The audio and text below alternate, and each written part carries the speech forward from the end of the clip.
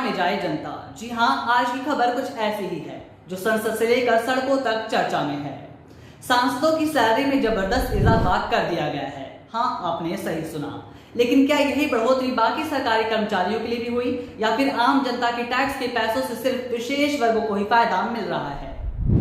शिक्षा मित्र, अनुदेशक, आंगनबाड़ी वर्कर्स और आशा वर्कर्स ये सभी सरकार के लिए काम करते हैं, लेकिन क्या इनके वेतन में कोई इजाफा हुआ या फिर एक बार फिर से इनकी अनदेखी सरकार की ओर से कर दी गई?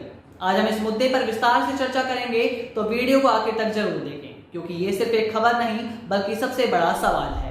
तो सबसे पहले बात करते हैं कि सांसदों की सैलरी आखिर कितनी बढ़ाई गई और क्यों बढ़ाई गई।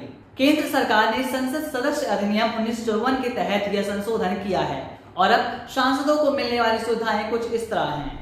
मासिक वेतन जो कि 1 लाख रुपए था, वो 1 लाख से बढ़कर 1,24,000 तक कर दिया गया है, यानी कि 24% की बढ़ोतरी। दैनिक भत्ता जो कि 2,000 रुपए मिलता था, अब बढ़ाकर 2,500 रुपए प्रतिदिन कर दिया गया है। पूर्व सांसदों की पेंशन 25,000 रुपए थी, जो कि अब बढ़ाकर 31,000 रुपए प्रति माह कर दी गई है। मतलब एक सांसद की कुल मासिक सैलरी और भत्ते को मिलाकर देखा जाए तो 2,54,000 रुपए बनते हैं। और ये कोई आखिरी बढ़ोतरी नहीं, सरकार ने तय किया है कि हर 5 साल में यह वेतन स्वतः बढ़ता रहेगा। लेकिन दोस्तों, सिर्फ सैलरी ही नहीं, सांसदों को कई और सुविधाएं भी मिलती हैं जो शायद आम आदमी की सोच से भी परे हैं। फ्री सरकारी आवास, बिजली, पानी, टेलीफोन मुफ्त, मेडिकल सेवाएं भी पूरी तरीके से मुफ्त, रेल यात्रा पूरी तरीके से फ्री, हवाई यात्रा में भी भारी छूट, कार और अन्य सुविधाओं के लिए भी सरकारी फंड।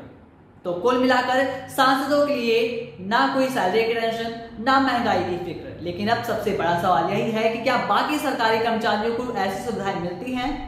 अब देखिए, एक तरफ सांसदों की सैलरी इतनी ज्यादा बढ़ गई, लेकिन दूसरी तरफ लाखों सरकारी कर्मचारी ऐसे भी हैं जिनका वेतन सालों से नहीं बढ़ा। आइए देखते हैं कि कौन कौन से भी कर्मचारी हैं जो सरकार की इस नीति से अब तक अछूते हैं। शिक्षा मित्र और अनुदेशक। शिक्षा मित्र और अनुदेशकों को 10,000 रुपए से 12,000 रुपए का वेतन मिलता है। बीते 5 से 7 सालों में कोई विशेष वेतन वृद्धि नहीं हुई, जिससे उनकी आर्थिक स्थिति पूरी तरीके से प्रभावित हो रही है। अब उत्तर प्रदेश में ही देख लीजिए, शिक्षा मित्र और अनुदेशक अपने मानदेय वृद्धि के लिए सरकार से लगातार अपील कर रहे हैं, प्रदर्शन व आंदोलन कर रहे हैं और अपने स्थायीकरण की मांग कर रहे हैं, लेकिन उनकी सुनवाई अब तक नहीं हुई। अनुबंधित सरकारी कर्मचारी, सफाई कर्मचारी, ड्राइवर और चपरासी जैसे लाखों कर्मचारी कॉन्ट्रैक्ट पर हैं। इनकी सैलरी बढ़ाने को लेकर कोई तय नियम है ही नहीं, जिससे इनकी वेतन वृद्धि असंभावित बनी रहती है।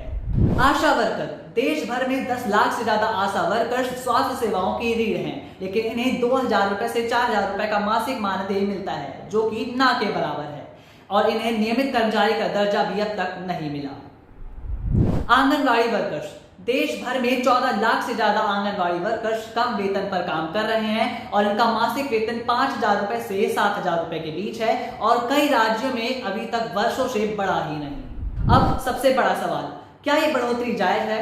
हाँ, सांसद देश चलाते हैं, बड़े बड़े फैसले लेते हैं, लेकिन क्या शिक्षा मित्र, आंगनबाड़ी वर्कर्स, आशा वर्कर्स समाज की नींव नहीं है? महंगाई सिर्फ नेताओं के लिए नहीं बढ़ी है, आम जनता के लिए भी बढ़ी है। तो फिर ये भेदभाव क्यों है? अपने विचार हमें कमेंट सेक्शन में जरूर बताएं और इस वीडियो को ज्यादा से ज्यादा शेयर करें ताकि आपकी आवाज सरकार तक पहुंच सके। अगर आपको ये वीडियो पसंद आई हो तो प्लीज वीडियो को लाइक करें, चैनल को सब्सक्राइब करें और बेल आइकन जरूर दबाएं।